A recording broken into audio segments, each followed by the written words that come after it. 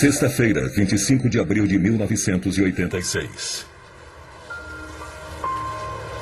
Um belo dia de primavera para os 43 mil habitantes de Pripyat, na Ucrânia. Um dia que ficará gravado na memória deles para sempre. A 3 quilômetros da cidade fica a usina nuclear Vladimir Ilyich Lenin, que emprega milhares de pessoas. Nesta noite, os 176 funcionários do Bloco 4 têm ordens de realizar um teste no sistema de alimentação automática de combustível do reator, que tem como objetivo economizar energia. À 1h23 da madrugada, os sistemas de segurança estão desativados e o teste começa. Uma série de explosões acontece dentro do reator.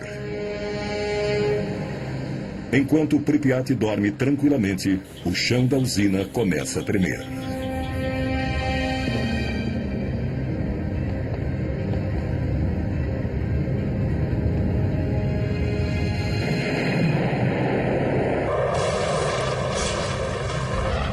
A tampa de 1.200 toneladas do reator explode.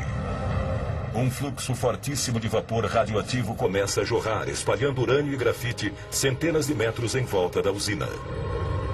Da enorme cratera, uma chuva de fogo carregada de partículas radioativas é lançada a 1.000 metros de altura.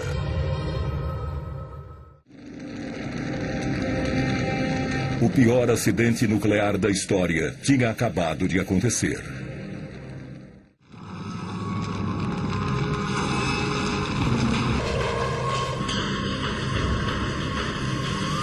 Os primeiros bombeiros a chegarem ao local não tinham o equipamento de proteção adequado. Eles despejaram milhares de litros de água sobre aquele estranho incêndio que nada parecia capaz de extinguir. Todos foram expostos a doses letais de radiação. 2 homens morreram naquela noite, outros 28 nos meses seguintes. Foram as primeiras vítimas de Chernobyl. Ninguém estava preparado para uma crise como aquela. Nos 7 meses seguintes, 500 mil homens enfrentariam um inimigo invisível. Uma batalha cruel e silenciosa que ceifou a vida de milhares de heróis anônimos e atualmente praticamente esquecidos. Foi graças a esses homens que o pior foi evitado. Uma segunda explosão, 10 vezes mais potente do que a de Hiroshima e que teria destruído metade da Europa. Isso foi mantido em segredo por 20 anos, tanto pelos soviéticos como pelo Ocidente. Muitas dessas imagens nunca foram vistas antes. São fotos tiradas por jornalistas que também foram expostos à contaminação nuclear. Alguns deles morreram logo depois. Essas imagens contam a história de uma guerra secreta, cujas consequências continuam 20 anos depois, tornando o desastre ainda pior. Esta é a verdadeira história do desastre de Chernobyl.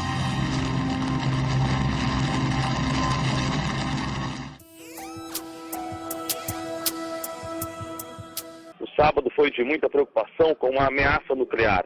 Eu estou nesse momento na província de Niigata, a caminho de Sendai, a cidade mais atingida pela tragédia de ontem.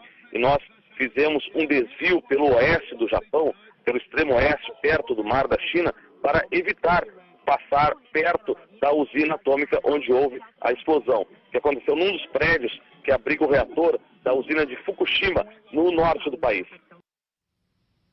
A nuvem de fumaça branca cobriu a área da usina. Câmeras de segurança registraram o momento da explosão na manhã deste sábado. Paredes próximas do reator de número 1 da usina de Fukushima foram destruídas. Houve vazamento de material radioativo em proporções ainda desconhecidas. O governo diz que a explosão não danificou a estrutura de proteção do reator. A explosão ocorreu quando funcionários tentavam esfriar um reator. 4 deles ficaram feridos. As usinas nucleares têm 2 sistemas extremamente sensíveis. O reator, que deve se manter isolado e a uma temperatura estável de cerca de 300 graus centígrados, e o sistema de refrigeração, que evita o superaquecimento que poderia provocar uma explosão. É justamente o sistema de refrigeração da usina que pode ter sido avariado com o terremoto. A Agência para a Segurança Nuclear do Japão confirmou que detectou vazamento de césio radioativo desta central. O governo insiste que os níveis são baixos. As pessoas que moram dentro da área de risco de 20 quilômetros em volta da usina foram aconselhadas a buscar abrigos. Mas mesmo quem mora um pouco mais distante foi orientado pelas autoridades a adotar medidas como, por exemplo, usar máscaras como esta. Esta providência também está sendo adotada em algumas regiões de Tóquio.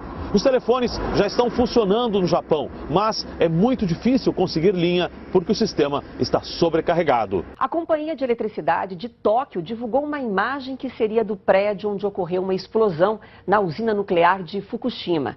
O prédio abriga um dos reatores nucleares da usina.